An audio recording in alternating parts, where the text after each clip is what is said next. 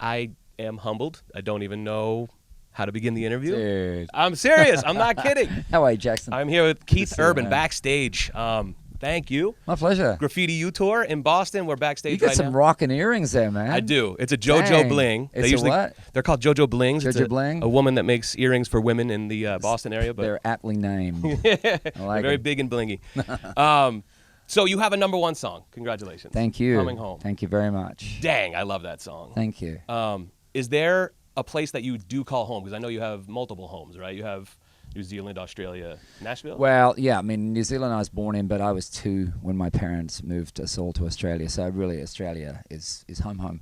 But I've lived in Nashville for 26 years. I've lived in Nashville longer than I lived in Australia. Really? It's crazy, yeah. So I mean, that's So does very much Nashville home. feel like that is home? Yeah.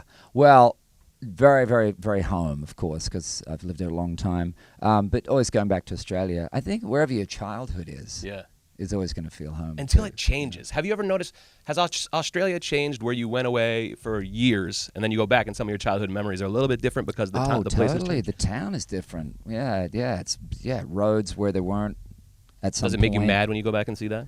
No, it's just Just what life. It's just life. Yeah. In some ways, it's kind of good because you don't want the place to be stuck. Yeah. You want it to keep growing. Right. Yeah. I love a story that happened the other day in Myrtle Beach, South Carolina. Is the kid's name Noah that you brought on stage? Yeah. So tell the story. Like, what happened? Did you know what had happened before they got to the show, or did you just pull him out of the crowd because he had the sign? Yeah, I just saw the signs saying you wanted to play guitar, and we get a lot of those kinds of signs. So every now, my reaction to signs is always very instinctual. You see 30, 40 signs in front of you. I'm scouring them all and just almost waiting for some inner voice to go, pick that one. Literally, because I don't know. I'll be like, and I'll go past someone and they'll almost hear a voice sort of go back to that one. I'm like, okay, let's get that guy up or that girl or whatever it is. What? Yeah, it's very Do you have any other instinctual. stories like this? Because what happened is he picked this kid, Noah, who was holding the sign saying, I want to play your guitar or something like that. He brought him on stage. The kid killed it. Like, Yeah, he he's sounded great. really good, Yeah. which that must have backfired on you at least once or twice. Oh, yeah. You don't know what you're going to get, man. It's a box of chocolates right there. But then afterwards, the story came out that these people, he went with his mom, and they noticed a car on the side of the road that a woman... I don't know about this story. You still don't know? No. Dude, so, okay, your mind's going to be blown, so your inner voice... Oh, man. So this kid went with his mom to the show. On the way to your show, they noticed a car that was broken down on the side of the road or something. I don't have all the details, but the woman was going to die who was in the car. She had seized up. His mom, the kid that you picked, saved her life on the side of the road Good on the way Lord. to your show. Unbelievable. Yeah. Oh, my God, I got chills. Dude, and then you picked it with your voice. I thought you knew the story, and that's why you were saying there was a voice in your head that had to pick Noah. No, I don't know anybody's stories out there. It's 1,000% random. This makes me really wonder what you don't know about yourself on the internet. Me? Yeah. Tons of stuff. I don't need to. Do you stay away from that stuff? Oh, yeah. I You don't want to read reviews. I don't want to read nothing. I don't read anything. Do you know about the Kelsey Valley? I mean, that still blows my mind, man. You should check the story out. I'll forward I it to you. don't have to now. That's crazy. There's more details that probably make That's it cooler. amazing. So Kelsey Ballerini, that picture way back in the day where she was reaching out to try to meet you, and now she's opening for you. I mean, does that make you feel cool too? Like, it's an amazing thing. I mean, what a great journey from being on that side of a fence, part of the fans out there, and then all of a sudden you're on stage with someone. But it's so many people have that story. I know Martina McBride used to sell merchandise for Garth Brooks. Yeah. So it's crazy. That Everyone is gets nuts. this story. That's crazy. Yeah. Kelsey said she still feels starstruck around you every time she sees you now. Oh, does she? Yeah, she still has hides it well. that edge. What was the other thing I want to talk to you about? Crying once a month. I know you outwardly said I wouldn't say I do once It's not a like you month, scheduled but it. No, I don't schedule it. No. Are you an emotional person? though? I cry all the time. That's why Do you? Yeah. I cry. And Mary said she does the same thing. I've cried at a McDonald's commercial. Oh. It feels like it's just the moment. Like I read the interview that you did where it basically was like you get pent up and you just got to have that release. Well, because there's lots of little things that kind of are a bit sad, but they're not that sad. Yeah. But I think they just all accumulate. And then at some point, just got to let go. Because there'd be times you're sitting there like crying, and I'm like, what is going on? Why am I so sad? And then I'm just thinking of sad things. Because I'm like, well, if we're doing this, let's get them all out. So I like pull on all the sad things that I want to cry over, and I go, come on out now, boys. Have now you would noticed be good. has there been a random trigger that has triggered The waterfall? Like, you know I what I think mean? our girl turning 10. Oh yeah. Because I just played a show the night before, so I got home and Nick had done the kitchen up with balloons and everything was on the table ready for the morning, and you know the house is quiet. Nick's in bed, the girls are in bed because it's like 2 a.m. I've flown home, so I can be there for our girl's birthday, and seeing all that stuff in that big sort of quiet house, it was just like, Oh, fatherhood will get you, yeah, man. yeah. It's like she's 10. What happened? That's crazy. Yeah.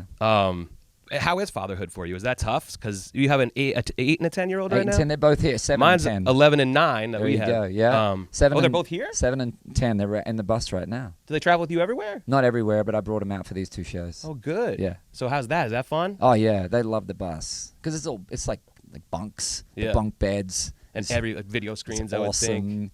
awesome. Catering, so the Yeah. food is great. Dude, I want to talk to you about your catering. Right. What is that? I took a picture of it because, like, the food he has, and I've just found out that it tours around. This is a whole new world to me, and I guess other people do the same thing. Yeah. Did you handpick this? Because there's a Yeah. tempeh stew out there. Like, Who is there? oh, They change it up all the time, and they do theme nights sometimes. You walk in and there's like Mexican music playing, and it's all Mexican food. And Oh. then 2 nights later, it's like Indian. There's like some Indian music playing, and it's crazy. and you made the call for that company?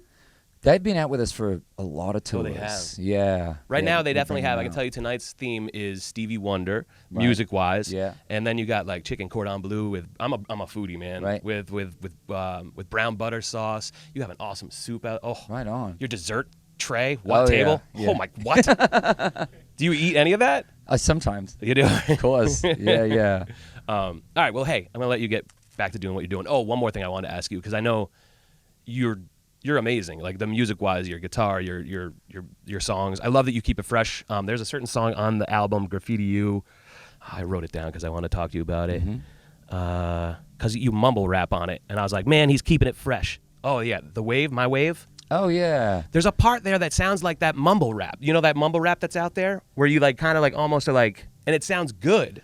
You might be referring to Shy Carter, who actually goes, "You gotta watch out for the shine blockers. Me, I'm just a time stopper." That Oh, whole is that bit in the somebody middle. else on there? Yeah, Shy Carter. Oh, Yeah, maybe yeah. it was. Okay. Yeah. Because I thought, but even hearing, it sounds like you like to get experimental. Like you want to push things because I think you love music so much. Is that the case? I do. I love creating, and I listen to everything, so it all just filters into the studio. Yeah. Which I Everything. love. Why not Yeah. blend it? It's all music.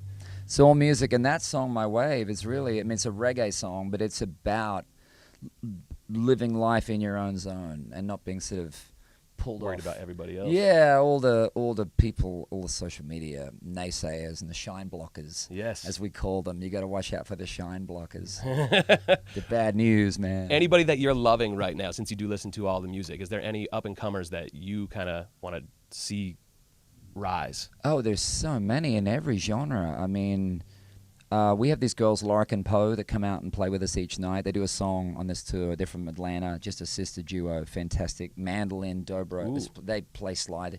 Really great musicians. They come out and play a song with us each night. In other genres, I'm a big Post Malone fan. Yeah. A A lot of people like listen Post to Malone. so even much stuff. That's cool. Martin Garrix, yeah, tons of stuff. You could collaborate with Post Malone, I think. Totally, I would love to. That'd be cool. Yeah, yeah, Because I he's love doing that that. guy. I think he's the kind of guy that loves music too and crossing Well, he genres. grew up loving country and hip hop and R&B and rock and and alternative. rock, and he's just I love him because he's uncategorizable. Yeah. That's why I like it. Yeah. It's just Post Malone music. That's cool, man. Yeah, I like that. All right. Well, we got Keith Urban back here. He's about to get on stage and destroy the Xfinity Center. No pressure. You don't feel pressure? No. That's just your love. Of course, The love is of coming course out. I feel pressure. You do? Oh, it's good. Well, feel a lot of Yeah. pressure because I want a great show Because tonight. stress is debilitating, but pressure is inspiring. Oh, I like that. Yeah, no stress, but pressure's good. Can you transfer stress into pressure? Well, you just got to flip the script on that. Yeah. I got to do that at my job. See it as pressure and rise to it. You know, like you cram the night before for exams? Come on, be honest. Right the night before, if not the morning of.